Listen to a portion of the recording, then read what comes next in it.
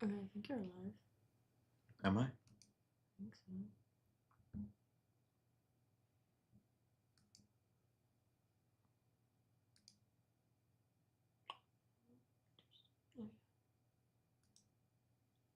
Oh yeah. There we go. Wait, don't put it over there. Okay. I'd rather have it starting off strong. Oh gosh. Why is my sister so attractive? Ugh. No! Dang it, is it not long enough?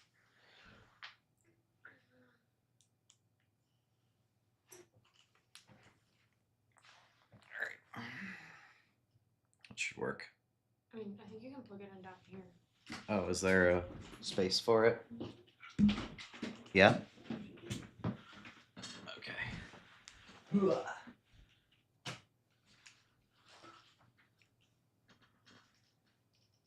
Thanks. Does a mixed grip deadlift activate the long head of the tricep? I mean, activate? Probably. Does it work it significantly to an extent where you're going to grow from it? No. Two things can be true simultaneously. Who's the greatest bodybuilder for you? I mean, it has to be Ronnie. It's like, if you say anybody other than Ronnie, I feel like you're just being unobjective at that point. Objectively speaking, he wins. So,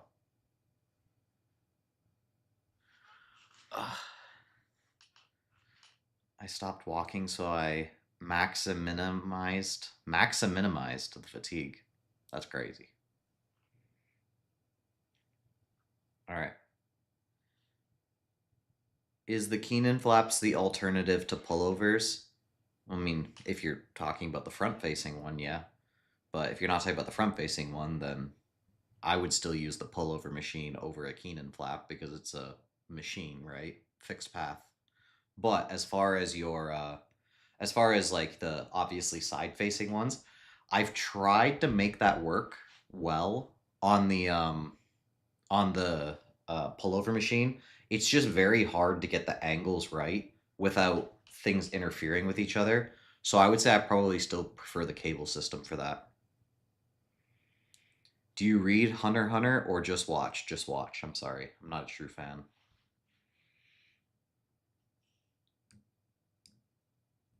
What do you think of bench in a bodybuilding program? It's fine. I think people worry too much about individual things within their programming rather than taking a look at it as a broader whole. So what they'll do is they'll be like, "Oh, is it bad to have this in there?" No. Like very rarely will you find that you can't squeeze something into an overall solid program that you enjoy. But obviously, there's going to be better options if your primary goal is just pure chest growth. You're going to have better options. So it's like when you take a look at it, it's all about when you're trying to make a program that's best for you, there has to be a few factors that you consider. You have to consider actual enjoyment because enjoyment does actually play a role in muscle growth. I don't think people realize this. So they're like, "Oh, I love this exercise. I don't like this one, but I heard it was best, so I'm going to do it." That can actually impact your ability to recruit motor units and ultimately can impact your ability to grow. So if you hate an exercise, but somebody told you that it was good, and you go into that exercise just dreading it and you're just kind of trying to get through it, you probably will actually grow less with that exercise. So there has to be an aspect to which you're trying to enjoy stuff too. And if you can't enjoy it, then you probably shouldn't be doing it. Am I a nerd? I mean, in some senses, I guess. Um, Not all, but in some. Three katanas? No, no, not three. So you have a it's mirrored, so I have a hard time doing this. That is that one right there is actually it's Drizzt Do'Urden's sword from I can't remember, is it like I can't remember the series that I used to read, but it's Drizzt Do'Urden's scimitar. Then you that's Twinkle. Then you have this katana, which is from Demon Slayer, but it's a cheaper katana, and it's like lights up. Yeah, I haven't charged it, so it can't light up right now. Then you have a lightsaber right here. That one's pretty dope, but also not charged. And then this one right here is a katana, also from Demon Slayer, but it's a better quality one.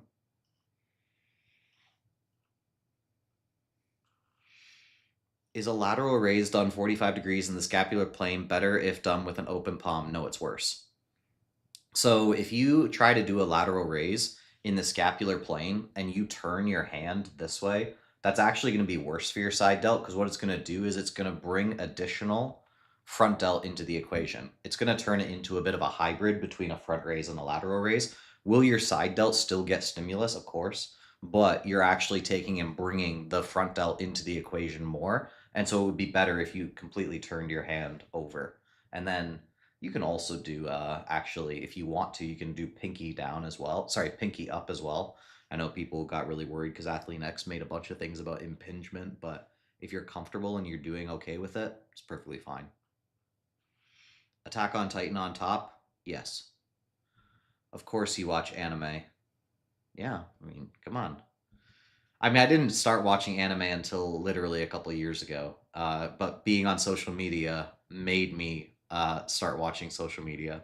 Sorry, being on social media made me start watching anime because I was getting all these sick anime edits, and I was like, I mean, these look pretty cool, but I don't know where to start. So somebody put me on to Attack on Titan. That was my first ever anime, and obviously, if somebody puts you on to Attack on Titan first, then you're gonna get obsessed with anime, or at least you're going to be very into anime from that point on.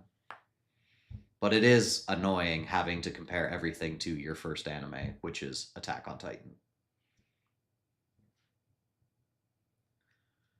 Do I watch anime subbed or dubbed? I know you guys are going to hate me for this, but I actually watch my animes dubbed. Which in some animes is amazing, right? Other animes, like obviously the Japanese version is better, but in some versions the dubbed is actually better. So like Solo Leveling, dubbed is better. And anybody who argues that, I don't think you are being objective at all. But Solo Leveling, Alex Lee, amazing voice actor.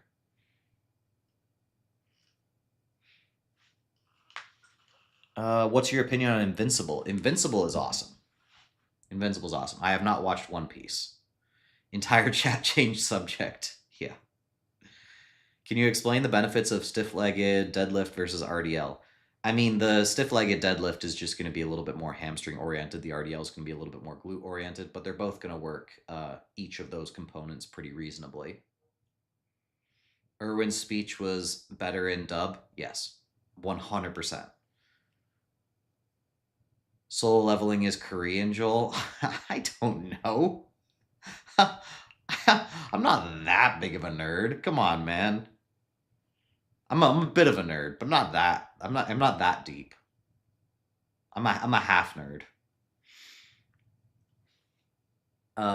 Dragon Ball's dub is also insane. I've actually never watched Dragon Ball. I know that's one that you guys will get after me for, but I have not watched Dragon Ball. I also have not watched Naruto, which I know people would get very mad about. Aaron voice actor is in sub is better than dubbed. I didn't say it, he wasn't.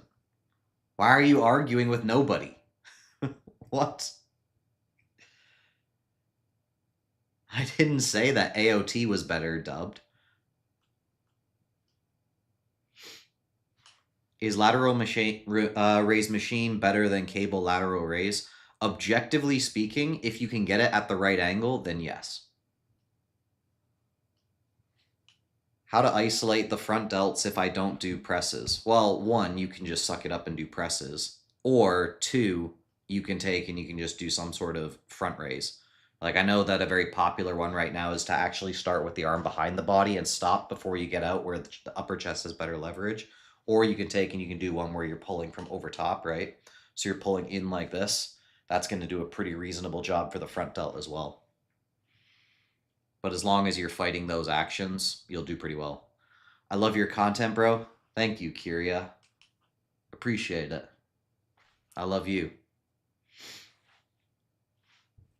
Are shoulder presses worse than lateral raise for the side delt? Of course.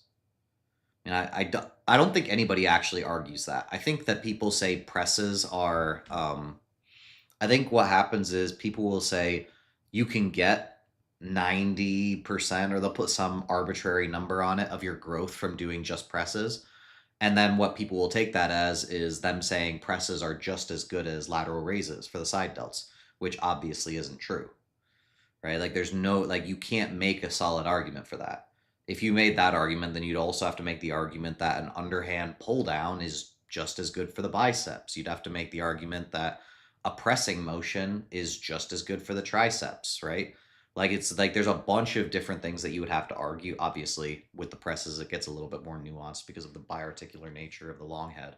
But long story short, you'd have to ignore a lot of different things to make the claim that the lateral head of the deltoid can grow just as well from doing presses as lateral raises.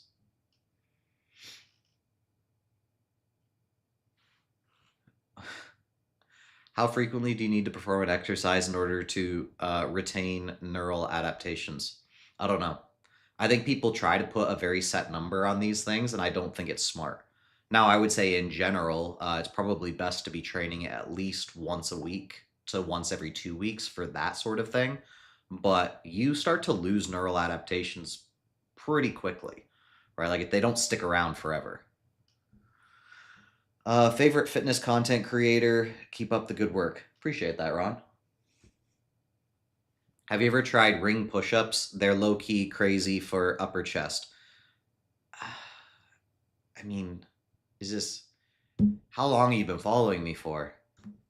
Yes, I've done ring push-ups before, but low-key, they're not crazy for the upper chest. Low-key, they're very subpar for the upper chest. Now, do some people who have very good upper chests, are they good at ring push-ups? Of course. But they're not... If we are trying to be objective about what are good exercises for the upper chest, ring push-ups don't even make the top 10.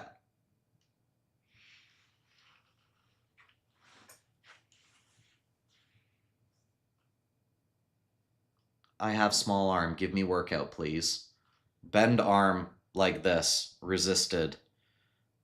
Extend arm like this, resisted. I'm struggling to see progressive overload in weight/reps from week to week. What can I do? Well, you have to analyze your overall program and your eating and see if you're actually doing things in a good manner. If you are doing things in a good manner, perhaps you're not doing enough volume. I know that sounds crazy coming from people who... The science-based lifting community has become ultra obsessed with low volume. And so the only reason I'm saying this to you is because of the fact that people have become so obsessed with low volume that you actually have people underdoing volume right now. Now, I'm not saying that you specifically are. I don't know anything about you. And if you had to ask a general, like 9 out of 10 times when you're talking to somebody, it's not the fact that they're not doing enough volume, because most people are doing old school workouts, right? But in this case, it's a possibility, because you might be following somebody who got you onto some ultra low volume plan and you're not doing as much as you should be doing. Gonna compete again, brother, eventually. Can you explain to me how many sets/exercises you do for each muscle on upper lower, and explain why it's enough, because I don't understand it. I don't do upper lower, so the wrong person to ask.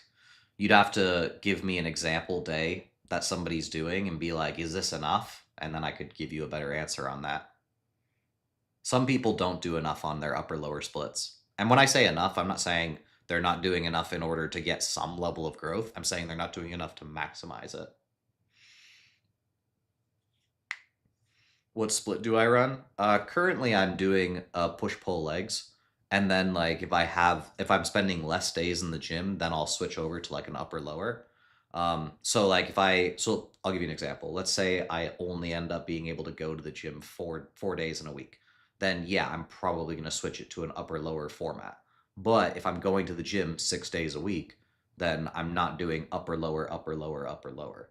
I just find that I have a hard time fully recovering within 48 hours for a lot of exercise, especially because with my preferred training style, I don't like to leave a lot of reps in reserve. It's just it's very hard for me to do. I don't really prefer it. So for me, trying to recover everything within 48 hours is pretty tough. So usually for me, I find that 72 hours is a little bit more. I'm not saying that I can't do recover within 48 hours if I do things in a very, very specific format, but I don't really like doing things in that format. Therefore, I'm like, you know what? Let's just give myself an extra 24 hours in order to hit the muscle group again. PPL in the big 2025 Unc? Yes. And I really don't like the dogma that comes out of the science-based lifting community where they suddenly think that PPL is horrible and that you can't. It's like, okay, so I guess we're just going to ignore decades of people getting great results with PPL. That's cool. That's cool. Bro needs to tap into the yo pill. Yo's fun because yo is very, very dogmatic, right? And you need some people like that, right? I actually don't mind it because let's put it this way.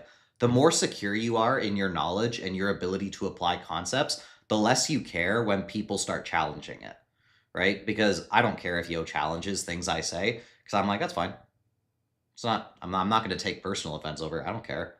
It's like I have a lot more experience than him in this field. And like, I get it. Like, he's trying to be as objective as he can be about certain things, but some things are not as objective as people like Chris Beardsley would want you to believe. And then what happens is if you're like, well, this says this says this, and like we had this study that said this and this study, then therefore when you put it all together, here it is, right? But you need people like that. You need people who are going to be incredibly dogmatic because those people can allow other people to challenge certain ideas. So I actually don't mind it. I know some people get very offended by it. They're like, who are you to tell? I don't care. It's perfectly fine. 4 chest, 4 triceps, 3 shoulders, 3 lats, 2 upper back, back day. Sorry, upper day.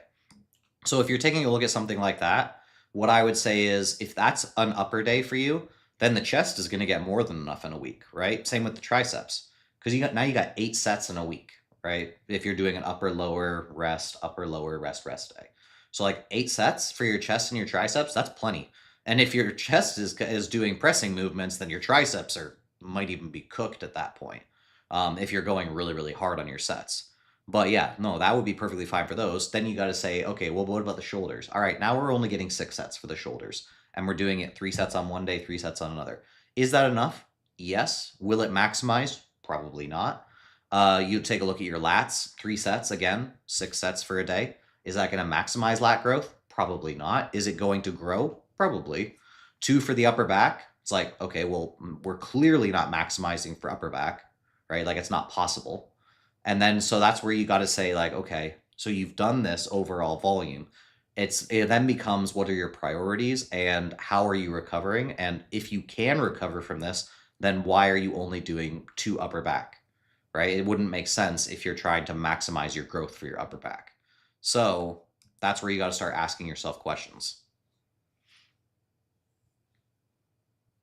I got pigeon chest. Am I cooked? Yes, you're cooked. Explain body recomposition. It's pretty simple, really. The body needs energy in order to perform functions. It is as simple as that. People will try and like throw a bunch of fancy terminology at you that you don't need to understand. But the body just needs energy in order to function. That energy can come from a couple different sources. It can come from either the food that you're eating on that day or food that you've previously eaten, i.e. your fat stores. So if you have the ability to go hard in the gym and you're getting enough protein, doesn't matter if that energy is coming from your fat stores or from the food that you're intaking on that day, you have the ability to build muscle. Now, obviously, you had to be in a surplus at some point to have that fat on your body. So when people say that a surplus isn't necessary in order to grow, I'm like, well, that's just not true, right? Thermodynamically, it is literally impossible to not have been in a surplus at some point in order to continue putting on muscle. But does that surplus need to be on that current day or in that current moment? No. And that's where you have things like recomposition happening. As a fitness creator, what are your main revenue streams? So I do make money from the TikTok Creator Fund. It's not like crazy amounts or anything, but I do make money from the TikTok Creator Fund. I make money from Instagram. I think that's even lower. It's not much. But then my main sources of revenue are from a few different things. From Ecovision, which is obviously a sponsor of mine. Like I created those cuff ring straps as well. Like that's a really big seller for me.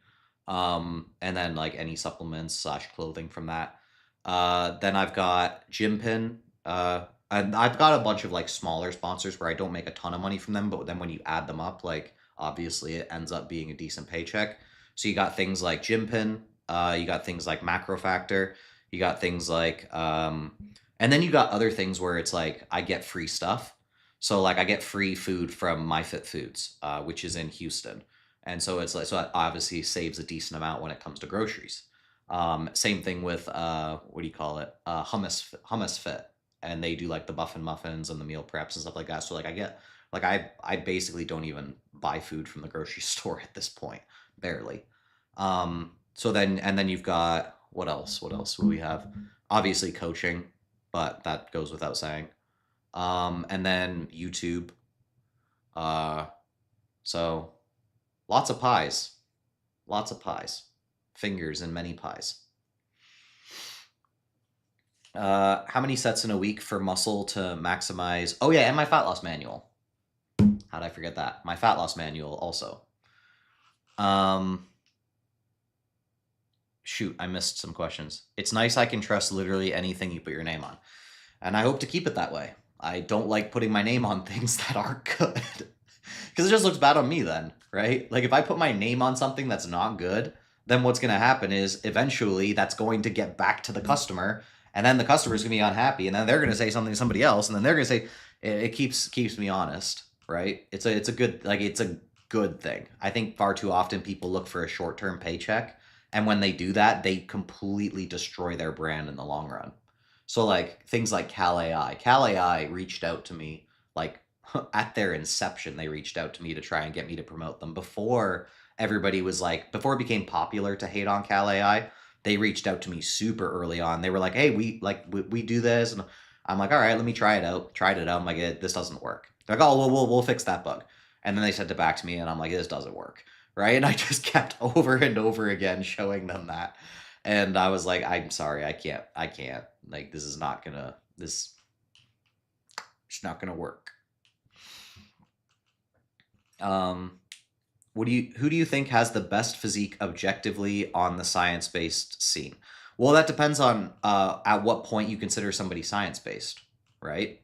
So it's because like some people would use science-based training principles, but then you'll be like, oh, well, they're not science-based because they do this. It's like, okay, so at what point is somebody legitimately considered a science-based lifter? Because you have guys like Rough Diesel who he's for a long time been considered like a science-based lifter, but I would guarantee you at this point in 2025, people would go take a look at Rough Diesel and be like, he's doing compound movements. Like he can't be science-based. You know what I mean? So everybody moves the goalpost constantly. You have guys like Nick Walker who got very, very into Renaissance periodization style training. And then now people would take a look at what he does and they'd be like, oh, super long eccentric. Well, that's not science-based, right? So it's like the goalpost is constantly moving. So at what point do you say, okay, this person is science-based, this person is kind of science-based, this person is not science-based at all? It's just a stupid conversation at that point. I'd love to see a Sean Nalwani collab. Sean was one of the first guys that reached out to me when I was on the come up through social media. Always been an amazing guy. I would love to do a collab with him at some point. Should footballers train like bodybuilders only if they're trying to grow like a bodybuilder? Where did you buy Stormbreaker? I can't remember. It was like a shoot. Where was it? It was at some like video game slash DVD store. I can't remember. Is the way you're currently training optimal? And it all depends on who you ask, right? Like there would be some people who would be like, "Oh, he's training more than 4 days a week. Not optimal. Oh, he's not doing upper lower or full body. Not optimal." Right? So it all depends on who you ask. For me, I don't really care. It's like I'm. I'm like, you know what? I know what I'm doing. I know that it's effective. I don't need to change my opinion based on the fact that a bunch of other people are regurgitating a bunch of things that they don't even fully understand themselves. So if you don't think I train optimally, that's fine. Guess what? We can have a difference of opinion and still be friends. Why are the science-based always skinny teens? So it's a bit of a misnomer, right? The reason that the science-based are skinny teens is because of the fact that when you have to work very, very hard for something, you will often go out of your way to try and find everything to give you an edge. So what you have is a self-fulfilling prophecy. You have guys who don't necessarily have the best genetics out there. They didn't start off looking great. They didn't start off looking amazing. And they're like, man, like I really want to make this gym progress happen faster. So I don't know what to do. Like this person over here literally just trains like a buffoon and they're like way bigger than me. So what they do is they gravitate towards science-based lifting because they're like, I don't have the genetics that this guy has who just trains for football and he does a 315-pound bench after working out for like 6 months. What the heck? What do I do? And so what happens is they gravitate towards science-based lifting because they're looking for a leg up. They're looking for an advantage. Where those other guys are like, dude, just lift. I did that. Look at what happened. Right? So it's and neither person is like really understanding what's happening, but that is the reason. But that's why you'll see some guys like Clark Kent, right? Clark Kent, he doesn't necessarily call himself science-based, but he is very smart about his training and very smart about understanding these things.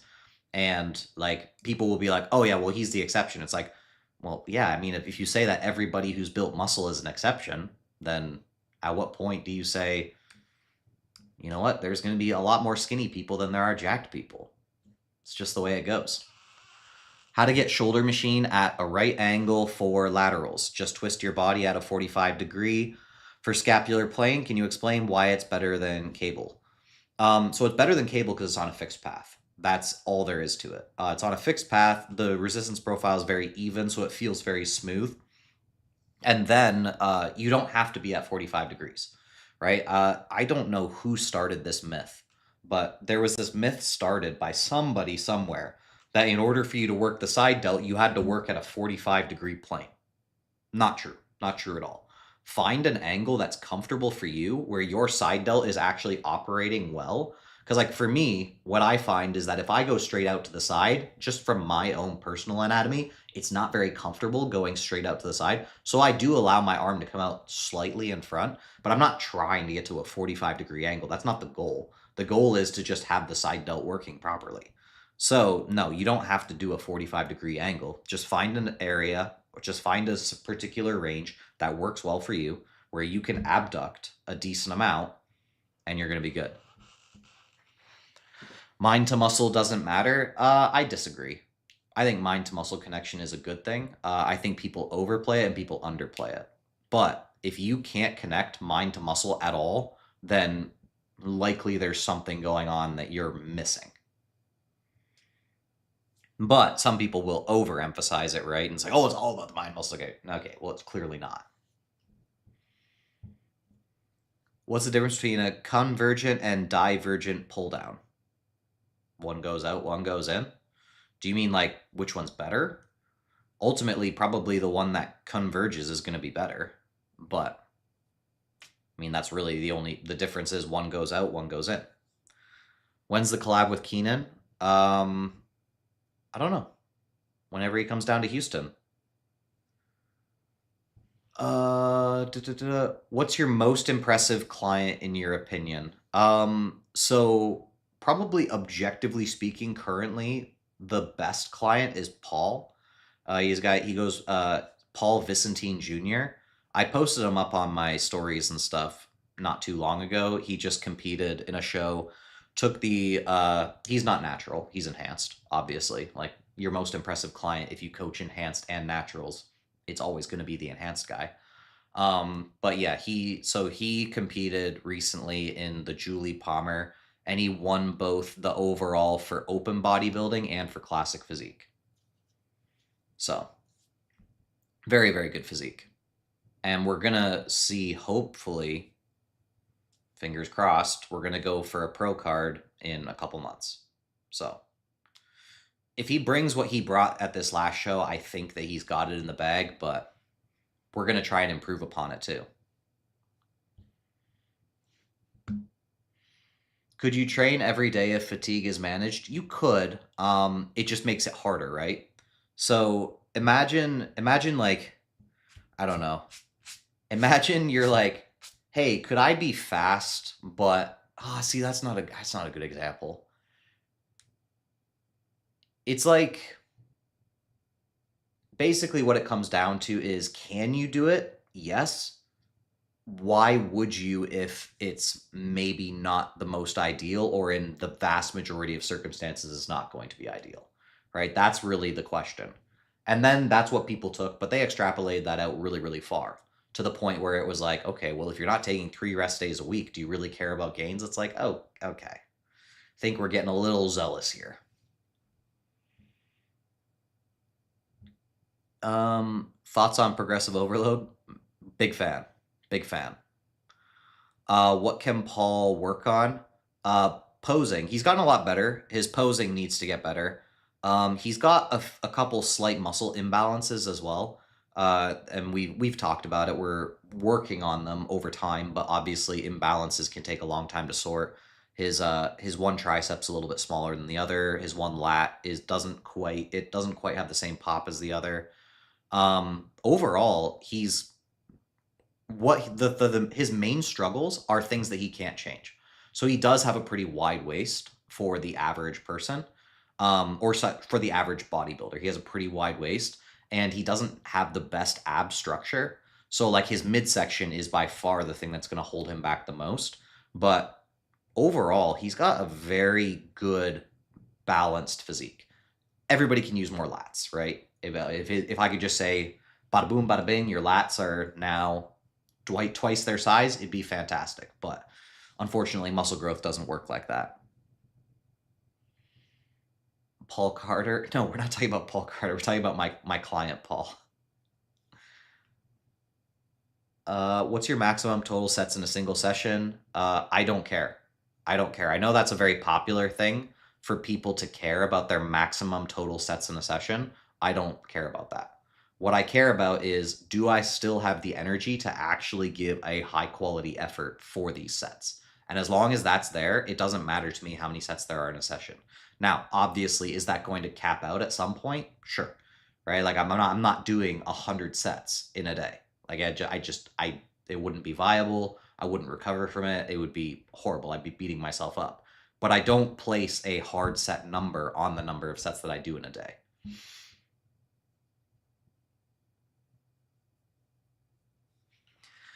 Have you seen the Trevogrumab and Garrett's, I don't even know how to pronounce those words, but the monkey trials? I'm assuming you're referring to the myostatin inhibitors. And yeah, I took a look at some of it. I'm always, when something sounds too good to be true, wait for more.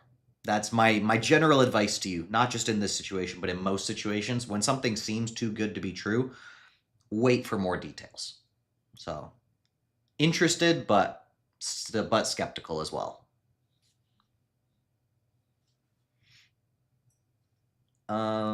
What to do if your gym doesn't have the abductor machine? So I showed a way of hitting your adductors, because I'm assuming you're not trying to hit abductors. Like, obviously, you can hit abductors, but I'm assuming you're wanting to hit adductors. Typically, what I do is, or I shouldn't say typically, but what I've done when I don't have an adductor machine is, you can actually find ways to set up where you're using the hamstring curl. If you put your knee out on the hamstring curl obviously pulls down. So if you wedge yourself in between, you can actually do a unilateral variation for your adductors where you're pulling down on the hamstring machine. Was the tricep mechanical drop set vaulted? For max gains, yes. Yes. But it's still a time saver, right? So it's same thing with like things like myo reps, drop sets, all these other things, where it's like, are they vaulted in the sense that, is it the most ideal way to grow? No. But can they save you time when you're in a pinch? Sure. What tricep movement does the JM replace? Any movement that has to do with hitting the lateral and medial head. What about Nate Bennett? His physique is insane. When's more videos with him? I'll probably do more videos with him when he's prepping. Your lighting makes you look majestic. Thank you.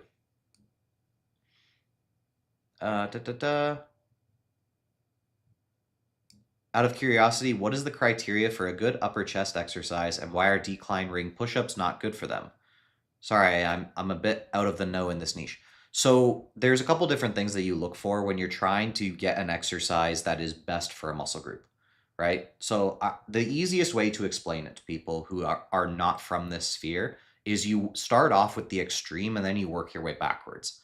So if you were trying to grow your absolute best legs, your absolute best quads, and you decided to go do barbell squats, like a lot of people do for quads, but you decide to then stand on a Bosu ball while doing that, do you think that that is better for your quads or worse than if you were to just do it standing on the ground? Pretty much everybody intuitively knows that it's worse to be standing on the Bosu ball than it is to be standing on the ground. Everybody can get on board with that. However, once you start getting into more niched off topics, that's when people start to argue and then their logic becomes inconsistent. So when you deal with something like ring push-ups, what do ring push-ups do? They make you have to stabilize like crazy. So if you have to stabilize like crazy while doing your push-up, then automatically you're going to be able to allocate less command to the muscle group that you're trying to grow because you're having to focus on stabilization. So that's going to increase your perception of effort. And when that increases your perception of effort, that keeps you from recruiting the highest threshold motor units that you could if you were trying to grow your upper chest. So it makes more sense to do an exercise that's a little bit more stable in order to grow your upper chest than doing something like ring push-ups. You don't need abduction for the upper chest. Well, I mean, you don't even know the difference between adduction and abduction, so you probably shouldn't be speaking on this topic. But it is better to do a slight mixture of adduction and flexion in order to get your best upper chest gains. So before you start trying to copy what other people say, you should at least understand the concepts. Am I natural? Yes. What do you think of retatrutide and the peptide craze right now? I mean, I've been telling you guys for literally years that peptides are the way of the future. I don't know why suddenly people didn't seem to believe it until retatrutide came along. I was like, guys, we have so many peptides that do so many things. It's always going to be the way of the future. So yeah, peptides are the way of the future. Retatrutide is obviously super, super effective at what it does. But you can't use it if you want to compete in at least the OCB. You can't use it. Anabolic stick claims that you're juicy. I saw that. I was like, dang. Like, bro, you did like good research until it came to me.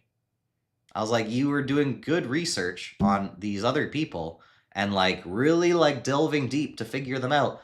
And then you put me as juicy? I'm like, clearly you didn't do your research on me.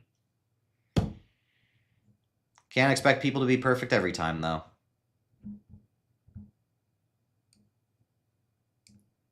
Why are peptides not natural? I mean, it's not really up to us to decide. So, like, a lot of times people are like, oh, well, X thing could also fit into an unnatural category if you're using that. It's like, I don't care.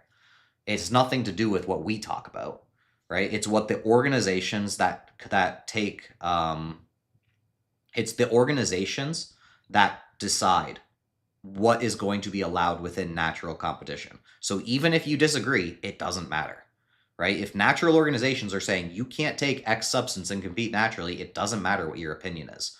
They're the ones who make the rules for that.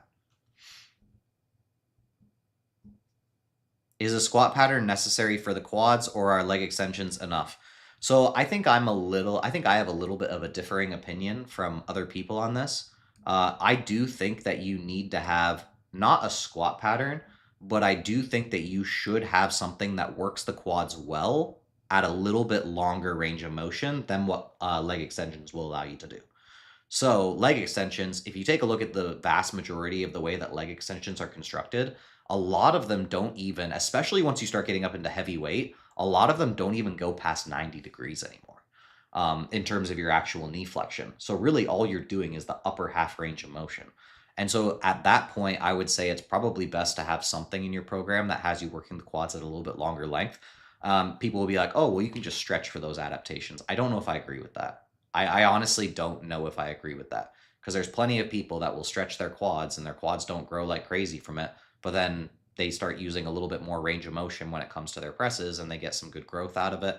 I would like to see more literature on it, but at least from some of the literature that I've seen, there is a possibility of some regional hypertrophy differences when it comes to a more flex knee versus something that's a more of a short pattern. So I think that it would I think that I would like to see more data on the subject, but I would say typically what I say is this: if you're not sure, do both. So if you are having like doubts like if you 100% believe that you're going to get everything that you need out of just stretching your quads and doing leg extensions, all the power to you, go for it. Doesn't change my life at all. But if you want to be a person who's like wants to be ahead of the curve so bad that even though you're not fully sure, then you're going to do it anyways because you need to be the most, I think you have the wrong mentality when it comes to training.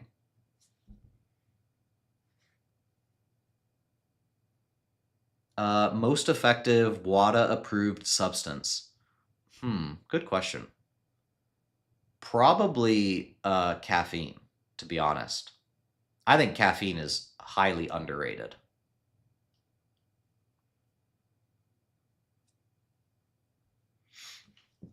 Could I do PPL every day for a while and not run into significant issues? Only one way to find out. Try it.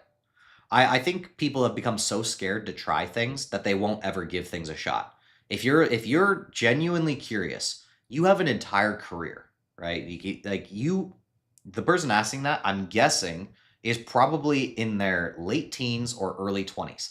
Guess what?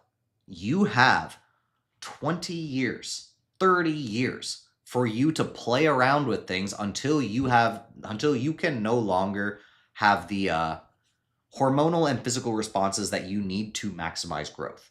So if you're trying to figure something out for yourself and you want to play around with things, go for it. Stop letting people control you to the point where you're so scared to give something a go that you won't actually try things for yourself. Like I've played around with so many things in my career. It's like I think unfortunately people are so scared that somebody will judge them for trying something that they won't give it a go. Go ahead, give it a go. Like understand the actual way to maximize muscle growth or understand the principles behind why you might not be wanting to do that. But if you want to try it out, go ahead. People are so scared. Is the split really that important? The split is important insofar as the overall reasoning behind the split. So split is important. Don't get it twisted. Split is important, but the reason that the split becomes important is because of the principles behind the split. So don't take this as me saying that splits don't matter when I say like, oh, there's various different splits that you can run and do well. It's just you want to be looking into the concepts behind those splits and why they're formatted in the way they are, and then say, okay, is there an objectively better way to do this? And if there is, then you might as well go for it unless you don't like it. Now, a lot of people have gone so far as to say, well, based on this principle, full body every other day, absolute best split. I'm like, okay, you've reached a lot. I understand the funny part is I actually understand the reasoning behind people choosing it fully. But when you place a little bit too much emphasis on one of those variables, then it's going to make it seem like you have to do this. When if you don't agree with an individual variable within that, it's going to completely change your mindset on that. So atrophy obviously is a big one, right? People talk about atrophy constantly. They're like, oh, well, atrophy starts occurring after 48 hours. It's like, but if you actually understand the rate of atrophy that happens after 48 hours, it's not that high. It really isn't. So this idea that you must hit the muscle group after 48 hours in order to maximize growth, it's so overplayed. And the possibility of fatigue overlap from the workout that was done 48 hours before that could be to the point where it's like, okay, yes, there might be some level of atrophy that happens between 48 and 72 hours, but it's going to be so small that if that's going to be the thing that you die, that if that's the hill that you die on is the atrophy rate between 48 to 72 hours, I truly do think that you're overthinking it. What do you think is the best split for someone who likes to be in the gym 6 days a week? I think if you like to be in the gym 6 days a week, you only really have a couple different options. You are assuming you want to hit things twice a week, right? Because like that is the underlying assumption here. Some people do prefer just hitting things once a week. I've hit things once a week before and still got good progress with it. So like, don't let anybody tell you that you can't make progress with hitting something once a week. You absolutely can, but obviously there's limitations to that. But we're obviously working under the underlying assumption that you want to hit things twice a week. And if you want to hit things twice a week at that point, could you run an anterior, posterior, or an upper, lower, like repeated? Yes, you could, but you just have to be very careful at that point to not be doing too much on those individual days. Otherwise, you will run into overlapping fatigue from your lower day to your lower day and your upper day to your upper day, or your anterior day to your anterior day, posterior day to your posterior day. That is why I tend to opt more if I'm going 6 days a week. Like I've done upper, lower, upper, lower, upper, lower repeated before, and I did find that I was having some struggle to recover by the time I would get to my next upper session. So for me, like I prefer if I'm going to be doing that format to spread it out a little bit more and to do more of like a PPL format. But again, it's going to be completely up to you. Play around with things, figure out what you like. I just talked about 3 times upper lower. And that's not like just because I had something that went a certain way for me doesn't mean that it's going to go the same way for you.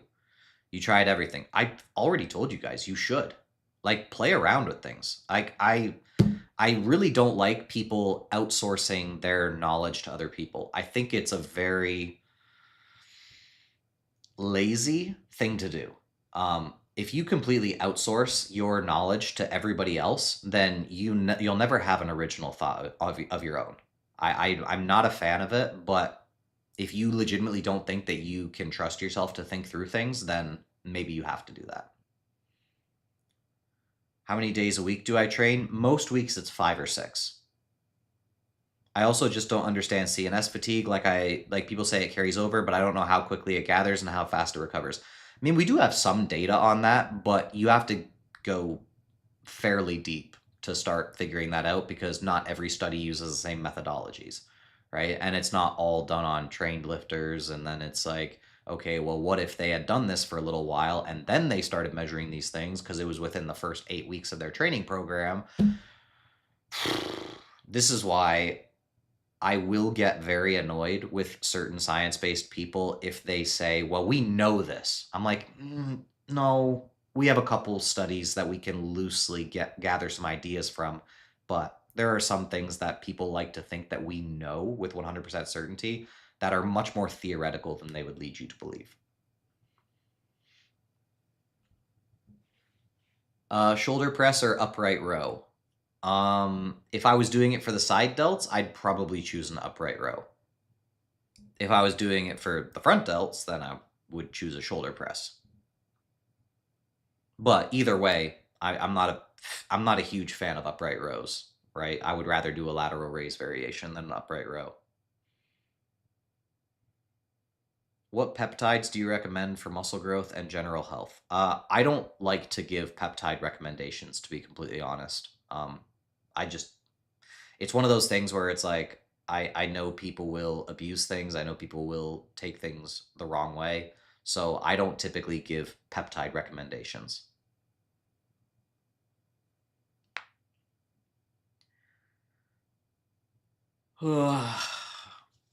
Should you isolate lateral deltoids or a military press with frontal plane? Should you isolate lateral deltoids or a military press with frontal plane is enough? I'm going to go ahead and say that if you're asking me, then you probably don't have super well developed shoulders. In which case you'll probably do fine with a shoulder press, but if we have to be objective, there's no way with if you're trying to be objective about things, there's no way that a lateral raise doesn't beat an overhead press when it comes to your deltoids. Or I should say when it comes to your middle deltoid. I only ask about CNS because people like Ryan Jewers act as if it makes the very next workout ineffective. I mean, again, we're dealing with people who are theorizing based off of a few different pieces of literature and extrapolating beyond what they should. Let's put it that way. So can you say it's a possibility? Sure, absolutely. I'm completely okay with that. But to act like you can't train 5 or 6 days a week when people have for decades and they've been able to progress great while doing so, I think you have to ignore a lot of data in order to say that. But again, if you want to argue that it's not the best way to do things, I can hear you out on that. That's perfectly fine. Is muscle growth really hindered when on a caloric deficit? Yes and no. So people think of it too black and white. They think of it as calorie deficit, maintenance, or surplus. You're thinking about it wrong. What you need to think about it instead is what things can lead to you having a harder time building muscle. So suboptimal glycogen levels, suboptimal sleep, suboptimal hormones, lack of motivation, right? Like all of those things can lead to you having a harder time building muscle. And all of those things get very, very tightly associated with, at the very least, extreme caloric deficits. So yes, an extreme caloric deficit is not going to be your best way to build muscle. It couldn't be. It wouldn't be possible. But to act like you can't build muscle in a calorie deficit because it can lead to some of these things is completely false. And we have more than enough data to show that.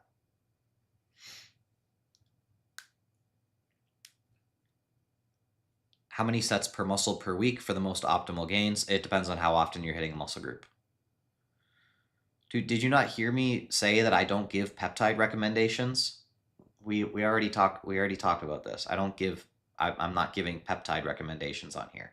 Does that mean that I'll never do it in the future? I might, but at the moment, I'm not comfortable with giving you peptide recommendations until certain things have been met. Target body fat percent range, obviously some personal variance, to start a 16 to 20 week prep to comfortably reach ideal conditioning without risking too much muscle loss.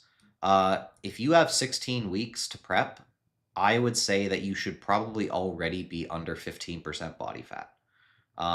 If you're not under 15% body fat and you're doing a 16-week prep, you're going to have a pretty hard journey. It's not that it can't be done, but it's going to be a much harder journey. What do people mean by real life strength? They don't know what they mean. They just mean being able to move objects. That's all they mean.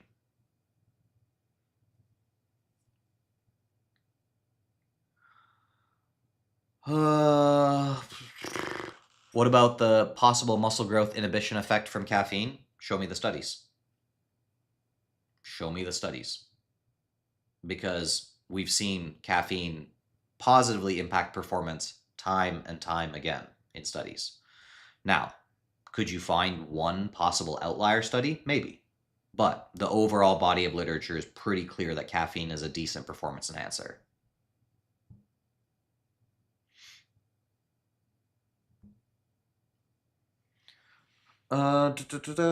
If mixing hypertrophy training with strength training, will that take away severely from my hypertrophic response?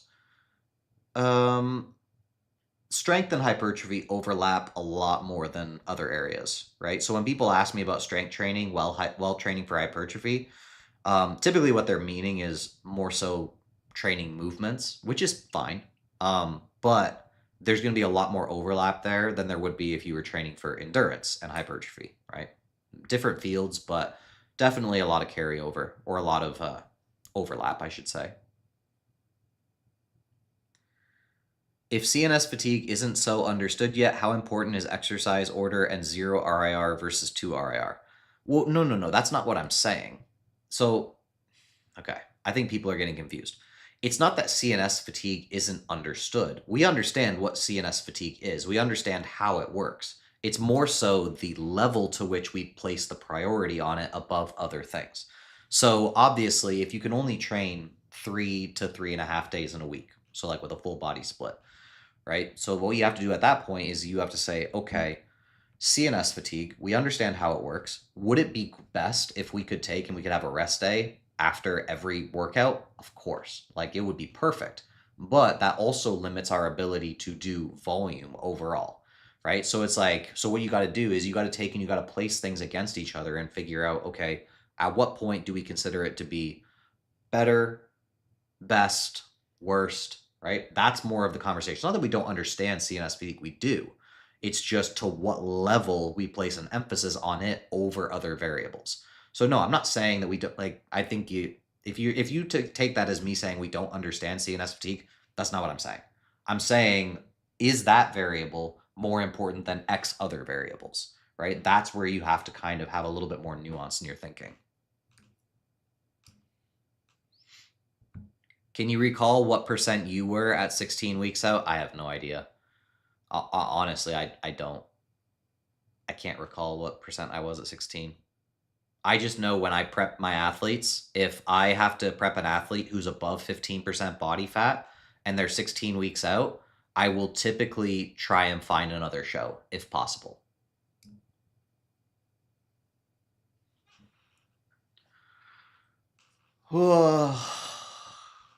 If I got 1 rep in a set, do I do it again?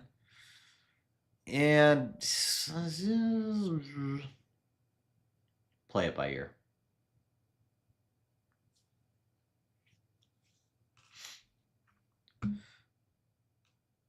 Do you think people should perform an exercise just because it is optimal, or should they do it based on personal preference where they actually enjoy the exercise and progressive overload? Combo.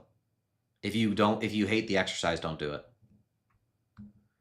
You have said in past videos that you should only stay in an aggressive cut for 4 to 6 weeks. Does this mean it's wrong to do longer? It's not necessarily wrong, but it's safer, right? That's a safety concern for me. So some people will take and they'll do things that are really, really unhealthy for themselves. So it would depend on the person, it would depend on the situation, but I give that as a blanket statement so that people don't do really, really stupid things. Because if there's an opportunity for people to do stupid things, people will do stupid things. TNF tap in. Tap into what? Tap into what?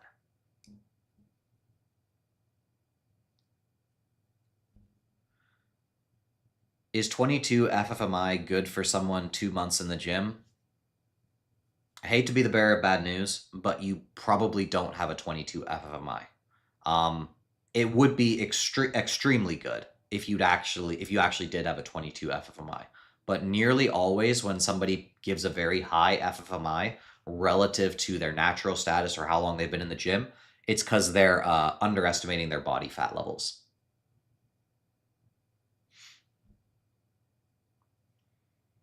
Yo, I like a lot of your stuff. We already talked about you earlier today. I like a lot of your stuff. You're incredibly dogmatic, which I don't mind. But you kind of need people like that, right? You need people who are incredibly dogmatic. You need people who are incredibly, like, I guess you could say, loose about things. And then you need people who are kind of in the middle, right? Who kind of have that overarching view. And so that is how you sharpen ideas. So I like your content, and I like the fact that you're like, no, you gotta be this, gotta be. I like that. I do. It actually causes people to think about things a little bit more. But it will cause some people to become overly dogmatic about things, which obviously isn't completely on you. But when you say tap into the yo pill, it's like I watch your videos. I like some of your stuff. Actually, I like a lot of your stuff. But there's obviously going to be little areas where we'll disagree.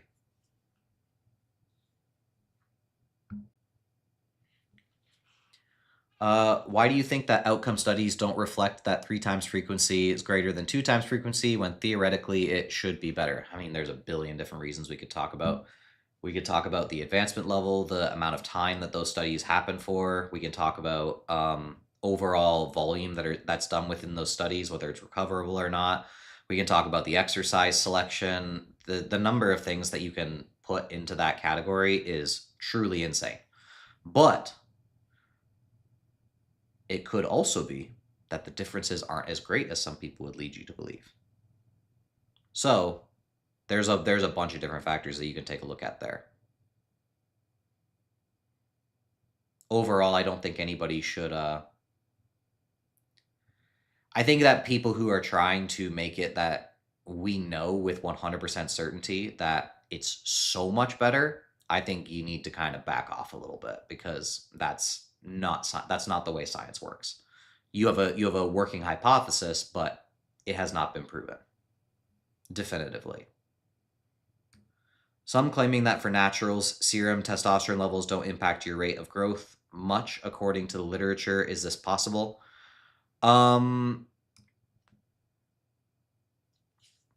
It's complicated. If you compare person to person, it doesn't seem to be that there is that big of a difference until you start to get to the extremes.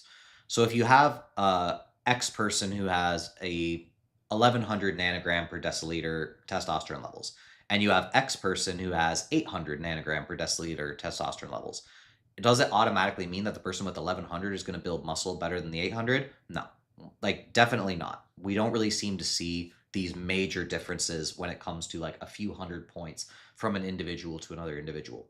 However, we will see if you take like a random group of, I don't know, let's say you take 20 people who have 1100 nanograms per deciliter testosterone levels, and you compare that group to hypogonadal men who have like 200 nanogram per deciliter levels, then I can tell you with 100% certainty that the 1100 nanogram per deciliter group is going to decimate the 200 nanogram per deciliter group, right? Because there's something actually physiologically wrong with those men. But if we're talking about people within the reference range, that's when the waters become a little bit more murky.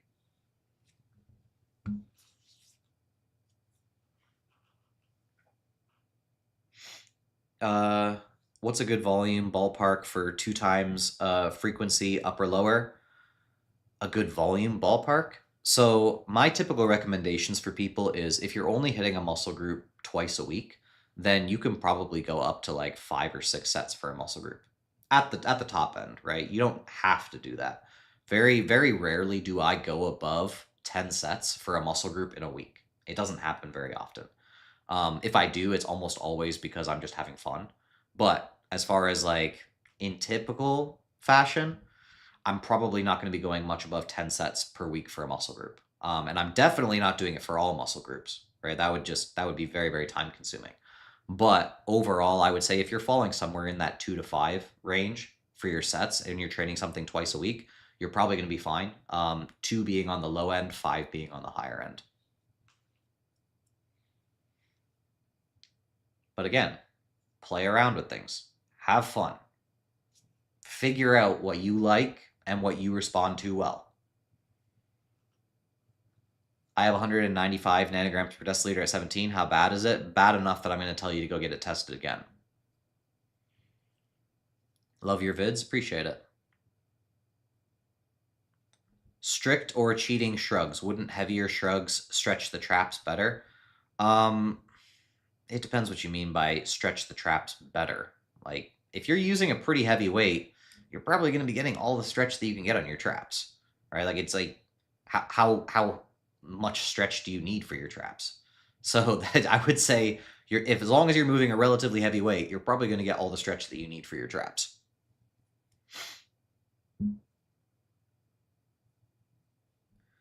Got your straps, Unc. Love you. I love you too. Can one increase their work capacity or simply how many sets they can take per week? I know people float that idea around a lot. How do I put this? You can increase your work capacity. Is it automatically going to lead to more gains? I would not say so. If that were the case, then we would all be trying as hard as possible to increase our work capacity to be able to do 30 sets a week for a muscle group, right? Like and some people actually advocate for that, which I think is crazy. But I don't think that there's a need for you to try and increase your work capacity like crazy. If you find that you just respond a little bit better to a few more sets per week than the average person, absolutely go ahead. That's perfectly fine. But if you're like, well, I need to increase my work capacity to like 20 sets per week, I need to increase my work capacity to 25 sets per week, I think you're missing the plot.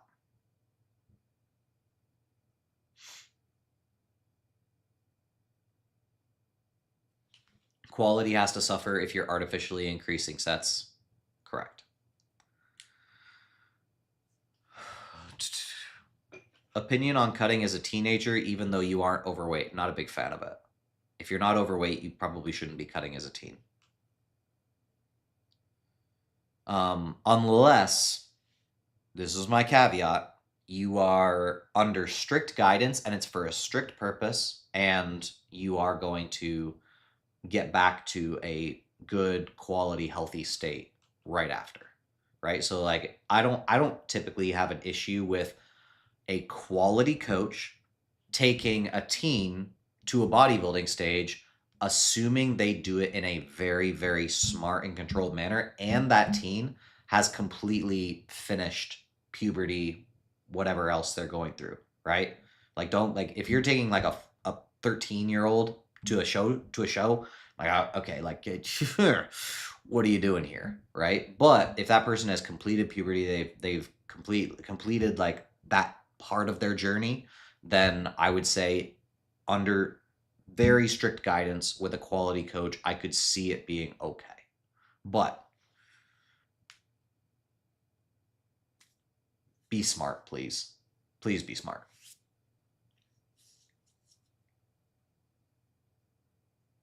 And in 90% of cases, 95% of cases, I'm going to say don't do it. Is pre-workout a prerequisite or can you do without it? You can do without it. I like pre-workout, obviously, but of course you can do well without pre-workout. Just wanted to say thanks for doing these lives. Super helpful for us, especially the people that can't afford your one-to-one coaching. So much value and opportunity to learn from these. I hope that you continue to do these.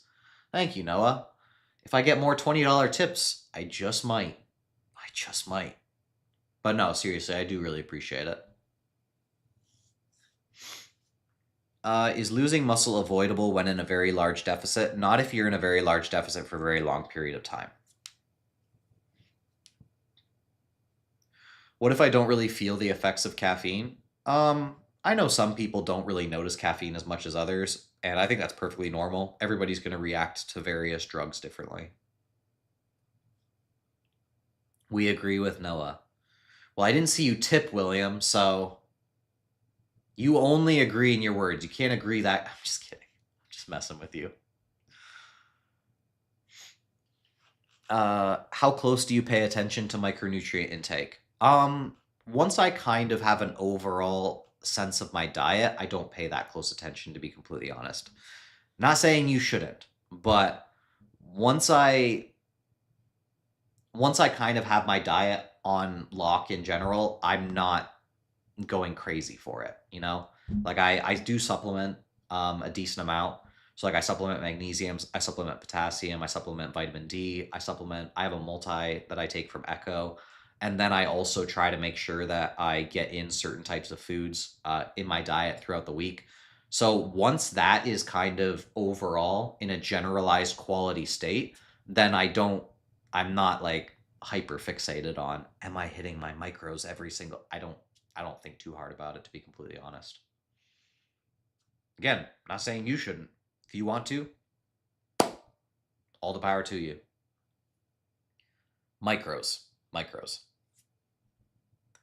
I'm considering a 30-day fast. Will I lose a bunch of muscle or will I keep most of it? You'll lose a bunch of it. I shouldn't say. I don't know how advanced you are as an athlete, but you'll lose a good amount.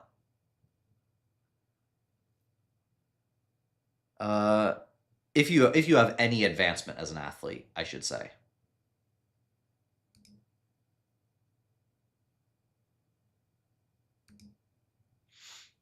Is it bad to aggressive cut at 15 because my body fat is not desired but only weigh 125 pounds? If you're 125 pounds and you're trying to aggressive cut, you either have to be incredibly short or incredibly impatient. It's one or the other. So if you're not below 5 foot and you're 125 pounds and you're thinking about aggressive cutting, no, you shouldn't be doing that. What's your recommended split for a busy student who is studying? I was originally doing a PPL split 6 days a week, but I need to change it so it doesn't get in the way of my schooling. I mean, that's where like an upper lower 4 days a week or a full body every other day can be great, right? Like I think so. Honestly, I would say that the best, like I like if you legitimately don't have much time to go to the gym, I would say not doing a full body would be,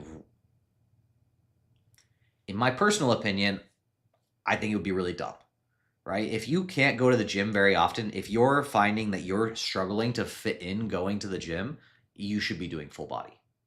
100%. Like, there's no reason why you shouldn't.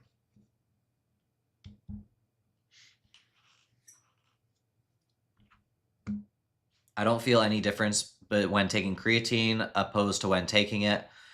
What should I look out for to prove I'm a non-responder? Honestly, I've never been a big fan of that. Like, if you're really strapped for money and you don't think that you respond to creatine, yeah, of course, take it out, right? Don't be wasting your money. But if you're not strapped for money, creatine just has time and time again shown itself to be more beneficial than not taking it in a bunch of areas, to the point where I'm like, even if you aren't trying to build maximal muscle, I would still supplement creatine. It just, like, the possible cognitive benefits of it, and they've even been looking at like acute sleep deprivation, where if you like dose it very high after a really bad night's sleep, like maybe it has some impact on your overall productivity for that day, right? Like, it's like I just see too many uses for creatine to be like, again, it's not a financial issue for me. So if it's a financial issue for you, make the decision that you have to make. But I think not taking creatine is just, I just don't think it's that smart if you have the finances in order to do so. How many sets is good for shoulders a week? I mean, same as every other muscle group. The difference between the shoulders and most muscle groups is the shoulders have very, very different functions depending on which part you're talking about, right? So if you're trying to hit your chest in a week, right, it's a very, very different concept because the entirety of the chest is going to work. If the chest is working, the entirety of the chest is going to work to some extent, right? It might not all work optimally, right? Like your upper chest is not going to work perfectly in relative comparison to your lower chest when you're talking about doing various movements, but it's still all going to work. So that's a very different conversation than something like your anterior deltoid and your posterior deltoid, which literally have like opposing functions, right? Like if you're working your anterior deltoid, you're not working your posterior deltoid. So it's a very different conversation in that sense. But if you're talking about the subsegments of your delts, that's when you can start talking about what your overall volume should look like for it. So if you're like, I want my side delt to grow, and you're only doing 2 sets a week for your side delts because the other sets are going to your anterior and the other sets are going to your posterior, you're missing the plot.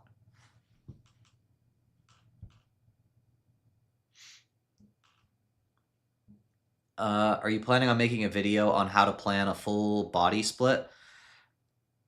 I typically don't. I try not to make videos on things that, I might. So if it's something that I don't really see myself doing, it's hard for me to it's hard for me to get excited about the concept of a video. And especially when there's other people who are excited about it who are doing it, right? Like there are a lot of people who are full body enthusiasts. And it's like, if you're looking for full body days, you have no shortage of other creators that you can go to for it. So might I at some point? Sure, but I mean, there's so many other people that love full body and love programming. And it's like, you could probably just go watch their videos. Is it better to go 3 on, 1 off PPL for recovery, or 6 on, 1 off PPL for the frequency? Up to you, man. Up to you. I think you at that point you're really majoring in the minors. So you can do it however you'd like. Also, if you're taking a look at like some people do have better recovery rates than others. I think that's something that gets often ignored in the science-based community is there are things that do not change from person to person, right? So like a lot of our biomechanic models are going to be the exact same for pretty well every member of our species on the planet, but recovery rates are variable. So there are some people who can train 6 days a week and they will not notice that fatigue buildup nearly as much as others. I think that I am one of those people that falls into that category, at least based on the fact that everybody says that you can't recover from 6 days. I'm like, dude, I've been doing this for years and I feel fine, right? So it's like I struggle to see that for myself. But does that mean that there's not other people who might just be absolutely feeling like they're driven into the ground training 6 days a week? Of course there's going to be people like that. So if you're somebody who's like, well, should I be doing push-pull legs repeat and then take 1 day off on Sunday or whatever day you choose? Or should I be doing push-pull legs rest and then push-pull legs rest? I'm like, I can't answer that for you. I don't know what your overall recovery rate is like.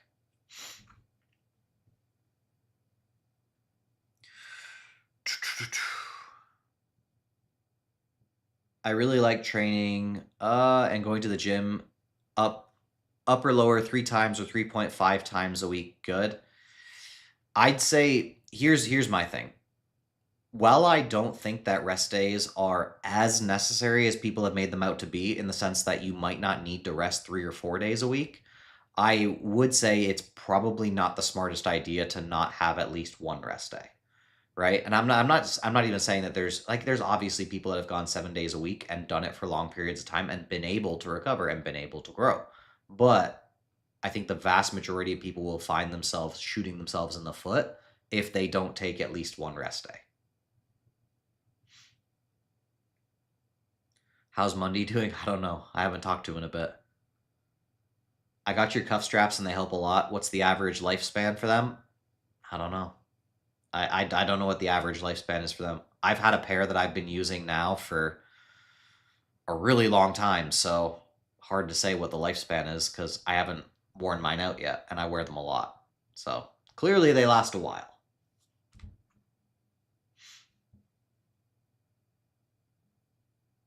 That is the one unfortunate thing about Velcro though. Because like obviously Velcro is the thing that doesn't have the same lifespan as your typical like strap that wraps around through, right? So a strap that wraps around through, you don't have to worry about Velcro fading over time. But the Velcro would be the thing that if anything goes on it, that would be the thing that would go eventually. Straps are permanently equipped. Exactly. Our gym doesn't have a machine preacher curl. Can I do free weight, straight bar, preacher? Yeah, absolutely. Like just because your gym doesn't have a particular machine or a particular setup, you can get around that. Can you define recovery? Are we talking soreness or are we talking how hard you can push yourself, motivation, etc.? The latter, right? Like soreness can indicate some things, but soreness is not the ultimate determiner of your recovery. Thoughts on the new research on myostatin inhibitors? Honestly, if it seems too good to be true, it probably is too good to be true. So, I'm not saying it's not something that I look at with interest. Sure, I look at it with interest, but I also don't say, oh yeah, like this is for sure the thing that's going to change everything. I can't say that yet. Can carb backloading at maintenance calories increase muscle mass and lower body fat for teens? Carb backloading at maintenance, that makes no sense. Like, are you at maintenance or are you not? That makes no sense. Where you place your carbs is not going to change that. Hey TNF, I have a question. My gym changed the pendulum squat machine we had for a new one where the backrest is shorter and the glutes are left outside of it. Is it bad? I tried it and it felt unstable in my hips. If it feels unstable, it's probably not stable, right? Like if you're using a machine and you're using the words "it feels unstable," then you're probably better off leaving it. Because when a machine is truly stable, you know it immediately. You use it and you're like, oh my gosh, this thing feels smooth. So if you're already questioning it, find something else. How many sets per week altogether is usually recoverable? No set answer to that. That's literally impossible to answer. Guys. What's the lowest you go in protein while cutting? I mean, my protein is as high or higher when I'm cutting than when I'm at maintenance or a surplus.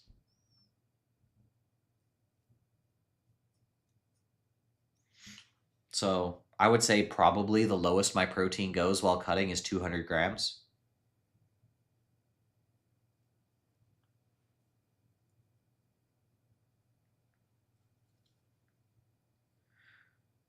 Okay, Callian. Don't be weird. Can session motivation increase motor unit recruitment? Yes. Any reason to go above 15% body fat? In the majority of cases, no. There's not really a reason, but I will say this. Some people will find that if they don't allow their body fat percent to go above 15, they'll find themselves like in a bad state mentally because like they're just constantly thinking about food or just like not or they're like oh well I can't go above 15% and then they'll overeat one day and then they'll undereat the next and then they're like all over the place nutritionally. So in a sense, could you say in that case then it might make sense for the person just to go above 15% for a time being? Sure, but is it absolutely necessary for muscle growth? Probably not.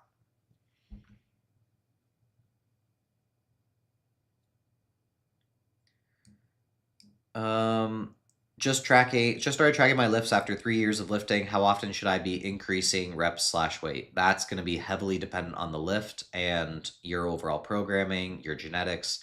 It's too hard to say. People want these hard, fast numbers on these things, and they just don't exist.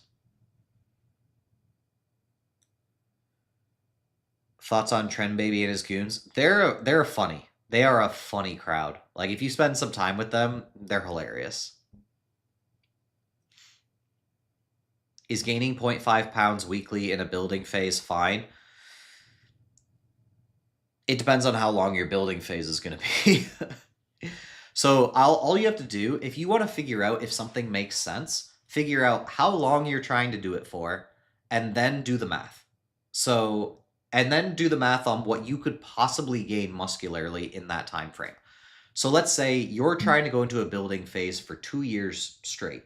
You want to go into a building phase for 2 years straight, and you're already an advanced athlete. Okay? Think about it. You want to go 2 years straight, you're not planning on cutting. That's 52 pounds. That's 52 pounds in 2 years. As an advanced athlete, that would not be necessary, right? Not even close. So you have to take a look at the overarching timeline that you're dealing with and what you're trying to accomplish in that timeline and what you're actually capable of accomplishing in that timeline. Did you see people talking about the myostatin drug increasing organ size? I saw some people theorizing on it, but I didn't see any proof of it. If I'm binging while cutting, am I doing it wrong? Yes. What testosterone level would you consider recommending TRT? It depends on the person. It depends on what sort of things they've done in order to try and correct it. But if you are getting all of the symptoms of having low T, and you're below 400, that's when I might consider TRT. Right? So like but there are some people who they'll be like 370 nanograms per deciliter and they feel amazing, right? They're like, my sleep is on point, my sex drive is through the roof, and my lifts are amazing. And they're at 370 and you're like, doesn't seem like you should be feeling like this, but you are. So why would I then suggest that that person goes on TRT if it's not impacting their life negatively at all? But if you're at 370 and you feel like garbage all the time, despite having a quality diet, despite having what you're trying to do as a quality sleep schedule, lifting habits, managing stress levels, then it might make sense for that person to be a candidate for something like TRT.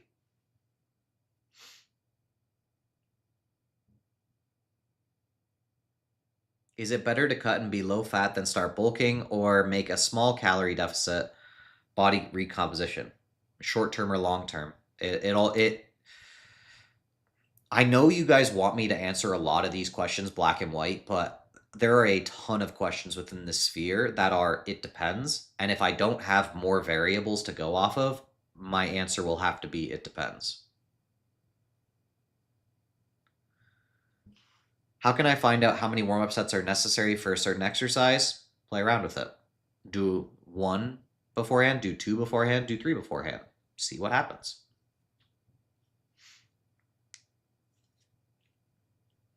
What do you think about refeeds during an aggressive cut? They're fine, but if you're having to refeed while aggressively cutting, I would say, why are you aggressively cutting? Right? Like, it doesn't really make sense. Those two are counter to each other. So if you're having to do refeeds while aggressive cutting, it's like, maybe that means you shouldn't be aggressive cutting. Unk on YouTube now. Yes. Optimal tricep exercise for overall size extensions. Heavy extensions. You're the GOAT. I owe my transformation to you, for real. I appreciate that. But you put in the work, right? Like, I'm here to help facilitate various ideas and various things that you can implement, but you're the one that put in the work. I wasn't watching over your shoulder every day and trying to make sure that you did things right. So give yourself some credit. My gym has switch loaded machines. Any advice on how I can progress those after maxed? Switch loaded. Oh, I know what you mean. Like the ones where you put it across. Yeah, those ones are a little bit tougher. Maybe you might I've actually seen some attachments that are like gym pins, but they slide in between the thing, right? So like they actually have those. I've seen things where it's like a gym pin, but what you do is it actually slides between those slats and it holds up plates. Now, if you don't have that, obviously your two obvious options are increase reps or make sure your form is immaculate first, right? Like a lot of people don't do that. Make sure your form is great, increase reps, and then do things unilaterally. How do you deal with building up a tolerance to caffeine? I've been needing to consume 600 to 700 to make it work. With coffee pre, I've been macro cycling by not consuming. Cold turkey. You take it out. And it might suck for a little bit, but you take it out for a little bit. And then you can resensitize. What's the last muscle you strained / tore? Muscle? I think it would be in my groin. Because I hurt my knee almost 2 years ago, and that's been a pain to get back. But I think that was more tendon than it was muscle, which is part of the reason why it took so long.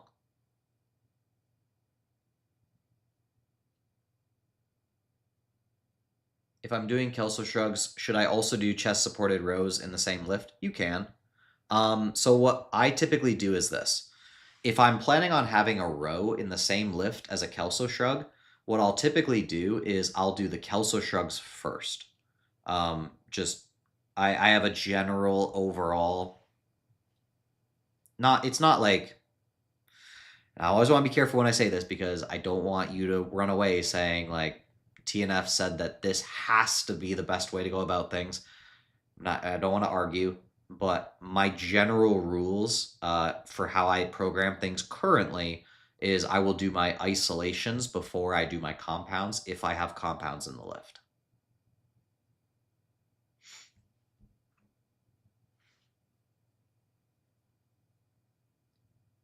How'd you deal with knee pain? One, rest. I tried not to strain it too much.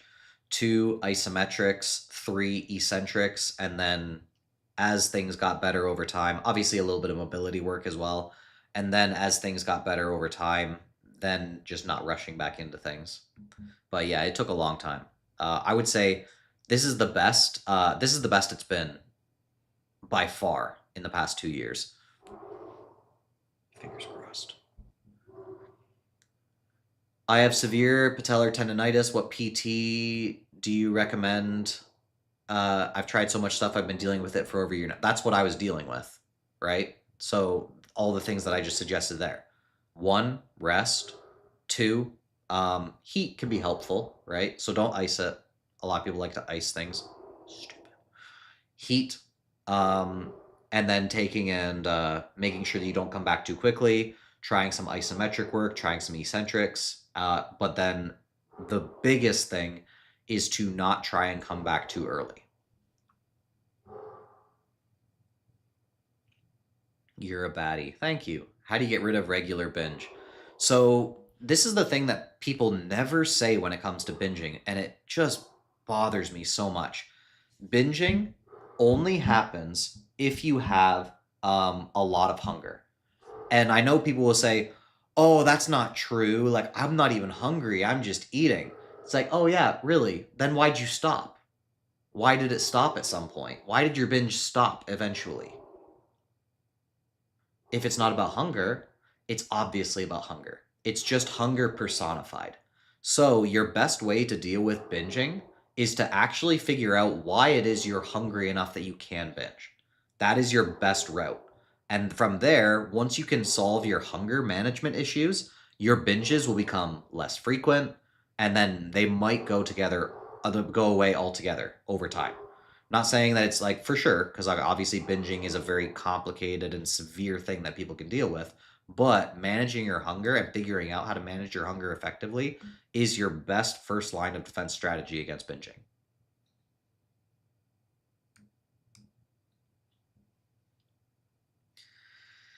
Oh, goodness, Dom, bro. Oh, goodness. What's the dog doing? I don't know.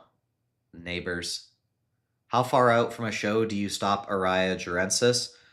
Just to be safe, I stop it out like a few weeks early.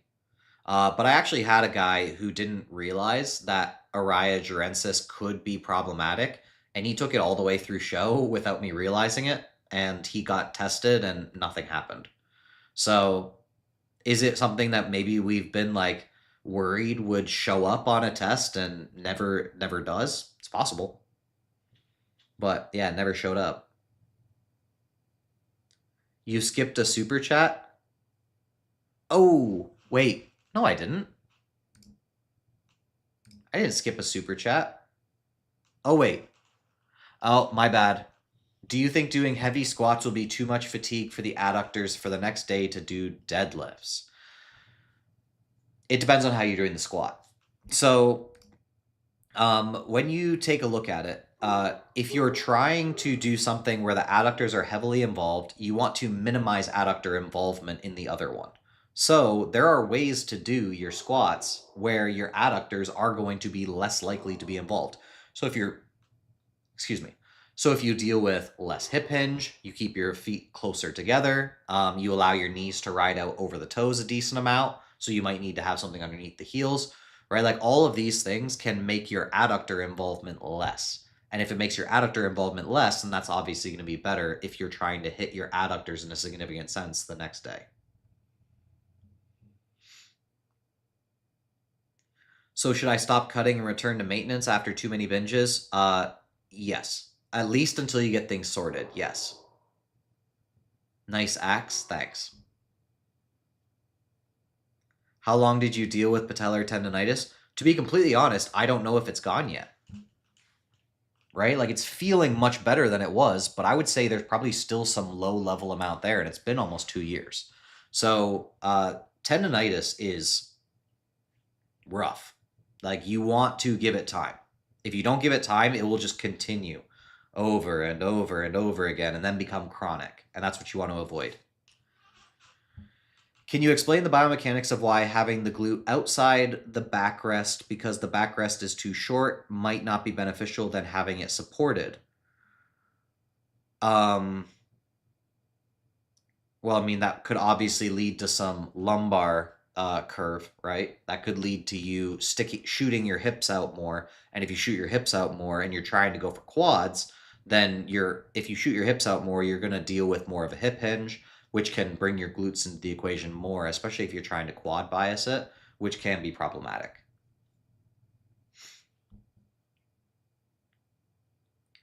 Does switching from PPL to upper lower with lower volume affect hypertrophy negatively? Too many variables for me to answer that straight up. What triggered it for you? Because when I started full body and pendulum squatted every full body day, progressing every day, that's what triggered it for me. Well, yeah, because your tendons has like no time to recover. Like full body every other day and you're dealing with a tendinitis issue, good luck. Good luck. You're screwed. So you got to make sure it's recovered before you start placing that much strain on it that consistently.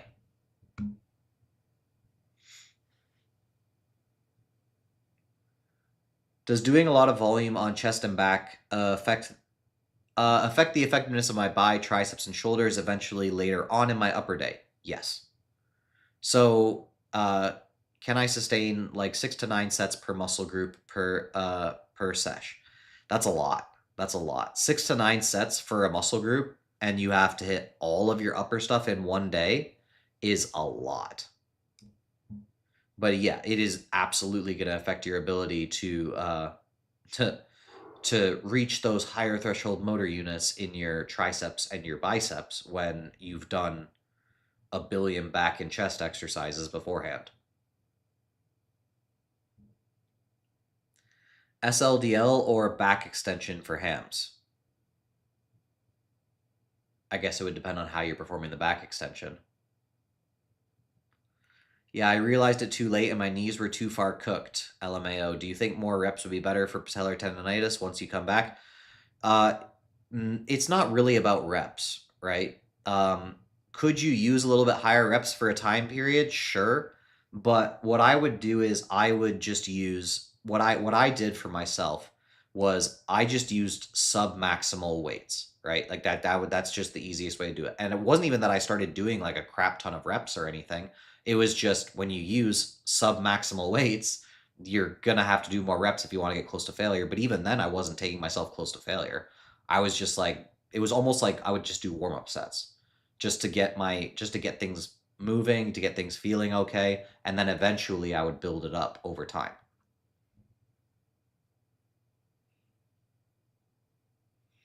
Have you been to Rise Fitness in Houston? I have not. What do you think about upper lower rest, PPL rest? I think it's a fine split. I know a lot of people were dogging on Jeff Nippard for doing that, but I think it's a fine split. No, I'm not speaking to anything that he did within those workouts, but an upper lower rest, PPL rest, I think it's a fine split. What do you think of cheat days during a cut? If they're planned, I think they're okay. If they're not planned, then it typically means you have an issue, right? But if they're planned, that's a different story. Super nice gym. Met Martin Fitzwater there yesterday, and the Echo CEO Wait, M goes there? Huh. M Martin was there? Martin and I are supposed to collab. Looks like I'm going to Rise. Looks like I'm going to Rise Gym.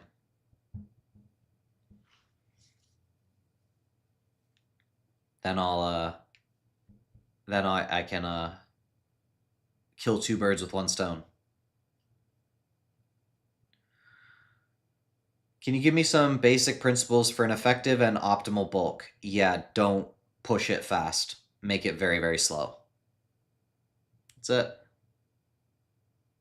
Pretty much everything else should be the same as when you cut.